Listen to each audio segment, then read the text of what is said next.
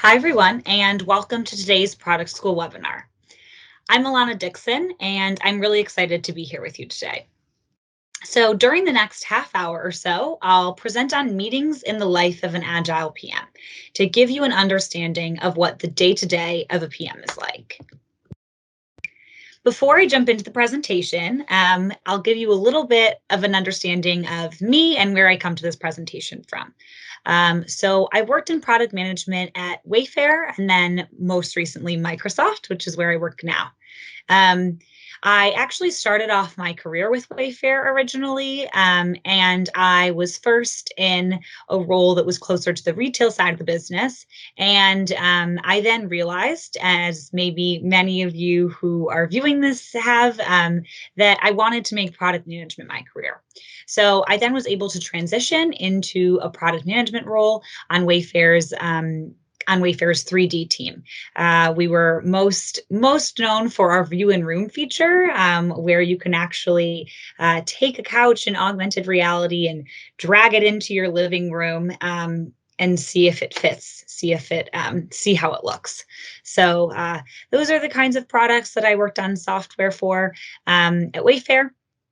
And I then was drawn to Microsoft for an opportunity to work on employee well-being experiences in Outlook and Teams and email. So I am now on Microsoft product managing those kinds of products. Now that you know a bit more about me, here's what to expect in today's presentation. So today's presentation is really centered around 6 key meetings that occur in the life of a PM. And how I reached this presentation is because I talk to a lot of people that want to go into product management. And the most common question that I get from someone who hasn't done the role before but wants to go into product management is like, what does this role really look like day to day? Because I think a lot of descriptions of the role can be really nebulous. And so the way that I often find myself describing it to those people is through these regular meetings that a PM goes through. So I thought that that was a great topic to cover today to really give an understanding of what the role looks like day to day. So you'll see 3 goals at the bottom of the slide here for what you should be able to do at the end of this presentation. The first is what we just discussed. You should definitely be able to answer this question of like, what does it really look like to be a PM? The next is that you should have an understanding of how to leverage recurring meetings as tools that can create clarity in what is an otherwise complicated role. So you'll hear people say product managers wear a lot of hats. There are always a lot of moving pieces as a PM. And I have found that these meetings really help to provide structure and clarity throughout that. So that's the second goal here. The third is that you should leave this presentation understanding some best practices for how to effectively operate these meetings that I'll walk through. And I'll give tips throughout the presentation on how to do so.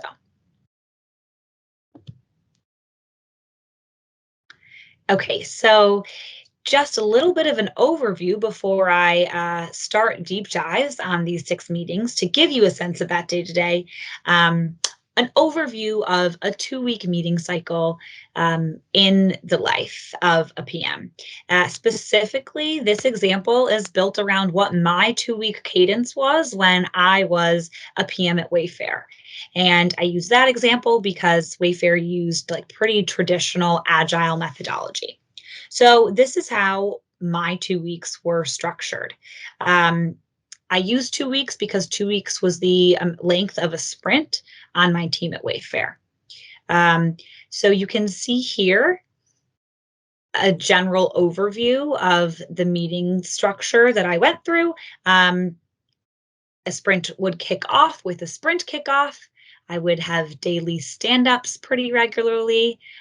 There were regular weekly stakeholder meetings. And then a sprint retro is what would end that particular sprint. And then we would have a sprint grooming and a sprint estimation meeting. And both of these were actually to prepare for the following sprint. So you can take a little bit of a deeper look at that chart. Now, I should mention a couple of notes about this presentation. These meetings were my recurring fundamentals. In real life, there will be many other meetings, like higher level roadmap meeting, planning meetings, different more detailed meetings that will occur. But this is just a representative sample of those recurring meetings that really structured my role. The next point to note is that throughout my deep dives of these meetings, I'll be using one feature as an example. That feature is the Peloton High Five feature. For those of you who are Peloton app users, I do want to say I've never worked on this feature or on Peloton products, but it is just a great example, I think, for us to use throughout today's presentation. So this is my meeting schedule, and I will now get started with our deep dives of these really core meetings. The first core weekly meeting that I will walk through today is the stakeholder meeting. So when I was at Wayfair, I ran a weekly stakeholder meeting to get feedback on the features that I was planning. Attendees were people from other parts of the business who I either needed sign off on the product decision that I was making, or who would just be helpful, who would have larger context or helpful guidance in other capacities. So I actually have a full scenario that could occur in a stakeholder meeting on the left side of the screen here. And I will really briefly role play and walk us through what this scenario might be. Again, so that you really get the sense of what it would be like to be in one of these stakeholder meetings.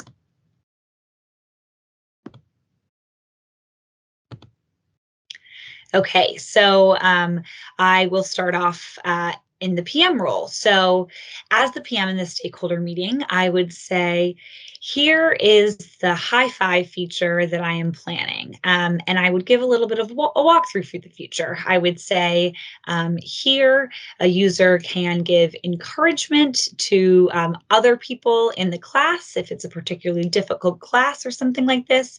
And they are able to actually click on a user on the leaderboard and give them that high five for encouragement. And then I, as someone who received the high five, will receive a notification on my feed that someone has given me that little boost. And the goal here is really to build community and morale among Peloton users. So that's what I would say as the PM, introducing this feature to the stakeholders in the room. I then have examples of different stakeholders that could be in the room, and I will quickly walk through what some of their responses to my presentation of this feature might be. So a privacy contact in the room might, for instance, give feedback like, we need safeguards for users who do not want to receive high fives. A head of community or a similar business role might think of a way that this feature could interact with another feature. So she or he would say, can we have this feature interact with our Peloton Together class options? And then a marketing contact might say something like, okay, this feature looks good, but we should make sure to time the launch of this feature with this other launch that makes sense together from a marketing perspective. These are all really valuable inputs, both on how I would potentially tweak the design or requirements of the feature and on how I should launch and roll out the features to users.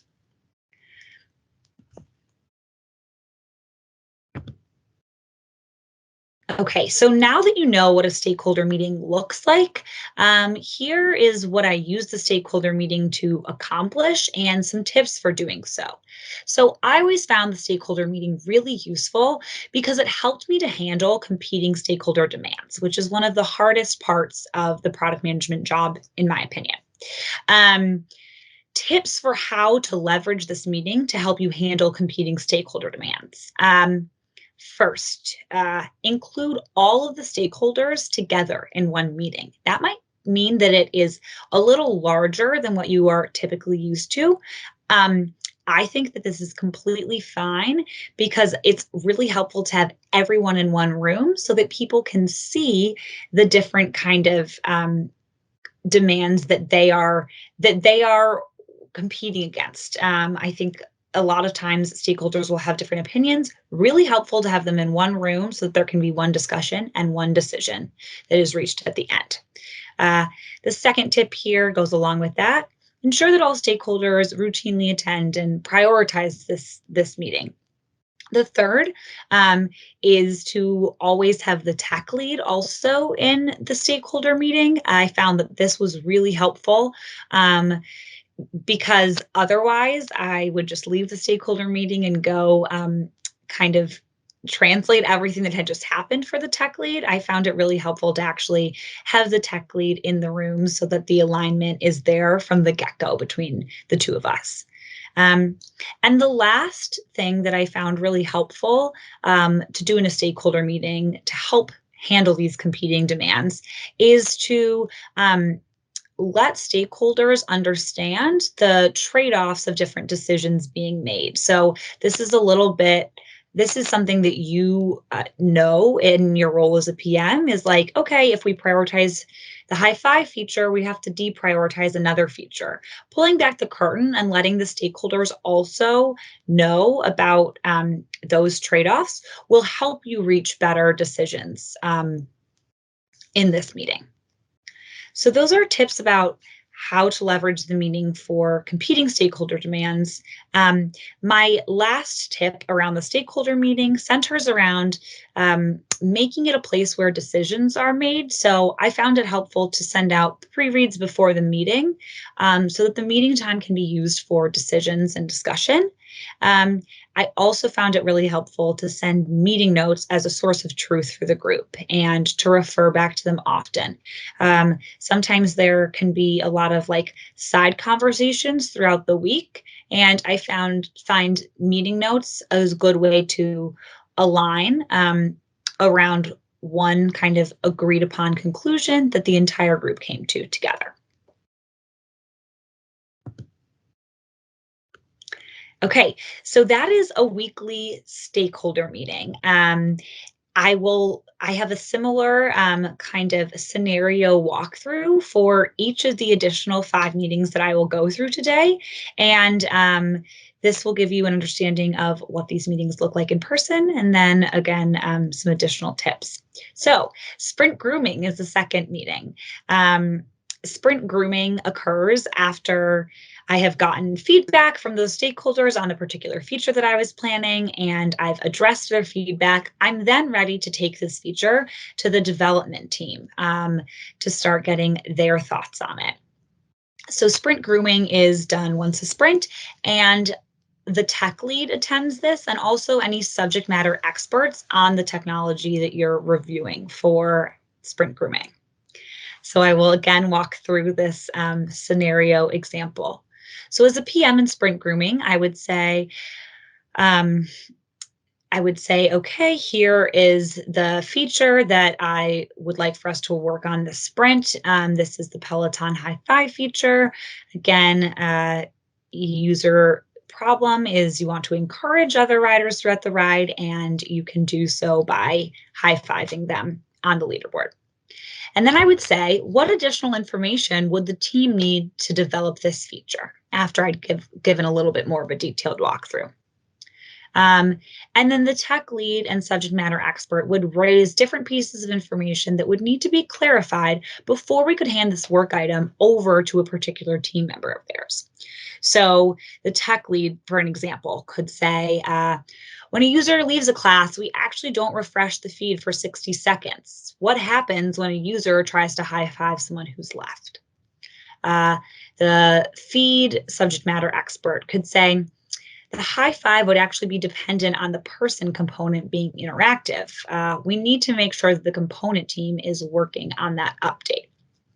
I then, as the PM, would take these pieces of feedback and would make sure to address them before the next meeting with the team, which is sprint estimation. And I would address these to get that ticket ready to be worked on in the upcoming sprint. So that's what sprint grooming would look like on the ground floor.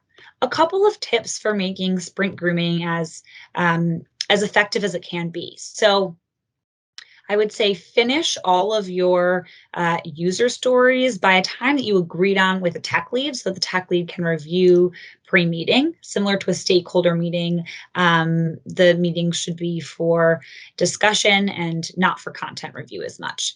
And also during the sprint grooming, I found it helpful to arrive at a general idea of which team member might work on that item so that you are ready when it comes time for sprint kickoff.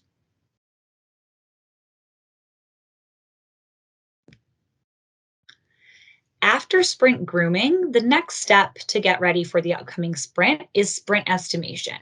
Now, by sprint estimation, you as the PM have addressed all of the tech lead and subject matter expert comments from sprint grooming, and the ticket now has all the necessary details and is ready to actually move forward with development. The purpose of this meeting is for the entire development team to estimate how long this user story or ticket would take to develop. Um, so again, a scenario of what a sprint estimation would look like. I, as a PM, would again give a quick walkthrough of the Peloton High Five feature. Here's the functionality. The tech lead would then ask the team, how many days do you think it would take to build this High Five feature? Each of the development team members would then either have cards or would hold up their finger to show how many days they think that this particular feature would take them. The tech lead, based on those inputs, would then think about an average amount of time that this particular item would take the team. And that would be the official estimate for this user story going into the sprint. My tips for sprint estimation are pretty minimal. This is actually your time to sit back and relax as a PM. You're on hand to answer questions or to briefly introduce user stories, but you don't have a say in estimates, so it's really just your time to take a moment. After all of the user stories have been estimated, you have a general sense of which stories will be able to be worked on in that particular sprint and how much capacity is actually available. That brings you to the sprint kickoff meeting, which is that very first meeting that kicks off the 2-week cycle. All of your user stories are ready, groomed, and estimated. And here's what a sprint kickoff meeting could look like in practice. A PM might kick off the meeting. They would say, based on the estimates and the capacity that we have for the next 2 weeks, we'll be working the sprint on the High Five feature and Peloton together. The tech lead would then say, and if you have capacity to sprint, you can work on High Five. So the tech lead might go through assigning different team members different user stories based on the capacity that they have. And at the end, the tech lead might say, okay, now that everyone knows the goals of what we're working on this sprint and what they're working on in particular, we will start the sprint. And that is officially what kicks off the sprint process, is the sprint kickoff meeting.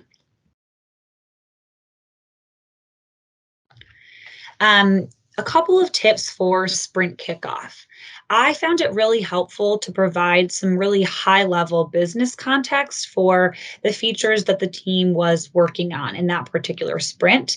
I would generally have like one very basic slide to describe that business context so that the team never felt like they were working in a vacuum. And I think it helped enable better conversations and better decisions made throughout the feature development process. I also, as a second tip here, would always make sure to show the impact of what the team is working on. I found that sometimes that could get lost in conversation. So making sure to recenter the team around the fact that this work is really impactful and having really cool user impact and business impact. That was something that I found really helpful to point out at the beginning of the sprint kickoff also. Okay, so now that the sprint has started, the team is in a regular cadence of daily stand-ups. The daily stand-ups are with the entire development team, and they're generally really short, like 15 minutes. Each development team member and PMs go around and give a brief update, and the update is composed of 3 parts. It will look like this. So the development team member would say, yesterday, I ensured that user data storage was optimized for the high-five feature. Today, I'll begin working on the UX. I'm blocked because some of the UX components that are in the design aren't working well in the feed. As a PM, you would then, understand that someone was blocked on a problem that you can help with, and you would say, let's meet it for stand-up to discuss the UX components and unblock the work.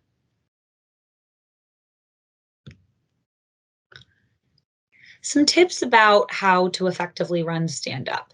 So I find stand-ups so helpful to help stay in the loop with the development team and avoid any miscommunications that can arise.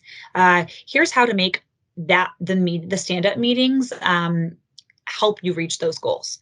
First, ask the development team members to flag any time that they are planning to release any new features over the next few days. That can make sure that you're on the same page about the fact that the feature is ready to be released. The second is any time that a development team member is describing roadblocks or being blocked, if it seems significant, it's always a good time during stand-up to ask about any timeline impacts that they may foresee. This makes sure that you always have the most up-to-date understanding of timelines in your mind. The third tip that you will see here is to use your stand-up update as a PM to update the team on any strategy or larger conversations that you were involved in that may affect upcoming work. This makes it so that there are no surprises down the road if something changes for an upcoming sprint or something of that nature. The last and probably actually most important tip is to make sure that conversations are always taken offline in a stand-up. The stand-up shouldn't be any longer than 15 minutes, or it's really hard to have it daily if it is. So always take conversations offline to keep things moving along. Okay. And the final meeting that really closes out the sprint is the sprint retro, the retrospective. This is a time to reflect on the work that has happened in the past 2 weeks with the entire development team, and to reflect on what went well, what caused problems, and what could have been done differently. So again, I will give a scenario of what a sprint retro might look like. So a development team member that is running the retro will kick things off, and they'll say, everyone, please take a few minutes to reflect on the last 2 weeks and then put sticky notes on the board. The development team and the PMs will then take time to write sticky notes, virtual or real, in these 3 categories: what went well, what can be done differently, what did not go well. And then you put them in one shared location, and then these are actually grouped by the development team member that's leading the meeting into different themes, and they will close and they will talk through the themes in the meeting. So as an example, they could say, okay, after grouping these sticky notes together, the themes and what we could do differently are that we are slowed down by long turnaround and code reviews. And we made some changes to the high-five designs mid-sprint. The went well theme is that we collaborated really quickly to address bugs. So there are different themes that we could pull from these sticky notes. A few tips to make sure that the sprint retro works well for the team. First, it's always great to rotate which team member leads the retro. That ensures that it's not too much work on any one person's plate, and also gives opportunities for different voices to be heard. I always liked adding a kudos section to the board to acknowledge great individual contributions that happened throughout the sprint. This was something fun that I felt like brought our team closer together always. Um, the third tip here is after identifying themes, decide which of these themes are like actionable, have next steps on them, and solidify action owners. And do this at the end of the retrospective in the meeting. Finally, echoing themes from some of the meetings that we've reviewed first, send notes with action items after the retro.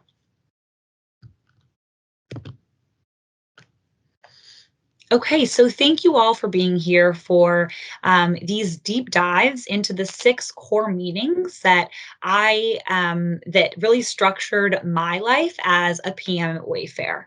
Um, your takeaways from this presentation are: one, this is what the day-to-day can look like for a PM. This is a really kind of common meeting cadence. And hopefully these scenarios helped you visualize what the conversations in rooms during these meetings are actually like. So that's the first takeaway. The second takeaway is that you can leverage these recurring meetings as tools to create clarity and structure throughout your process as a product manager. So these recurring meetings provide common places for communication, common structures for communication, deadlines for the teams to know that they have to make certain decisions around. There's all sorts of structure that these recurring meetings really provide. And they give great clarity to, again, a role where you can wear many hats. That's the second takeaway. The third takeaway is that you can use these tips to really get the most out of these meetings as an Agile PM. So hopefully a few of these tips you can apply to your meeting structure to help make your life a little easier, and most importantly, to really move the product and your team forward. Thank you so much, and I look forward to hearing your questions and comments.